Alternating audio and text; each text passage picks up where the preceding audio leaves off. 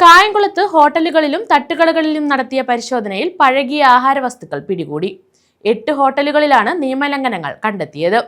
ശുചിത്വ നിലവാരം പാലിക്കാതിരിക്കുക, നിരോധിത ചേരുവകൾ ഉപയോഗിക്കുക, പഴകിയ ഭക്ഷ്യവസ്തുക്കൾ വിൽക്കുക എന്നീ കുറ്റങ്ങൾക്കെതിരെ നടപടി സ്വീകരിച്ചതായി നഗരസഭ ആരോഗ്യ വിഭാഗം അറിയിച്ചു. 5000 മുതൽ 10,000 രൂപ വരെ ഹോട്ടലുകൾക്ക് പിഴയും ചുമത്തി. ഭക്ഷണശാലകൾ, തട്ടുകടകൾ, മാലിന്യം തള്ളുന്ന പ്രദേശങ്ങൾ, നിരോധിത പ്ലാസ്റ്റിക് ഉപയോഗിക്കുന്നതിനെതിരായ പരിശോധന എന്നിവയാണ് കായംകുളം നഗരസഭയിലെ ആരോഗ്യ വിഭാഗം നടത്തിയത്.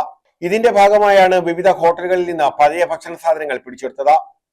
ഓരോ സ്ഥാപനത്തിനും 5000 രൂപ മുതൽ 10,000 രൂപ വരെ പിഴ ചുമത്തി.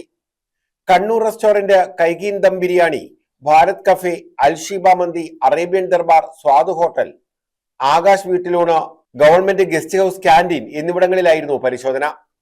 ഇവിടങ്ങളിൽ നിന്നുമാണ് പഴകിയ ഭക്ഷ്യവസ്തുക്കൾ പിടിച്ചെടുത്തത്. സ്ഥാപനങ്ങൾക്ക് പിഴ നോട്ടീസ് നൽകി നടപടി സ്വീകരിച്ചതായി നഗരസഭാ സെക്രട്ടറി അറിയിച്ചു. തുടർന്നും ആരോഗ്യ വിഭാഗത്തിന്റെ പരിശോധന നടക്കുമെന്ന് സെക്രട്ടറി അറിയിച്ചു. News bureau, Kayamkulam.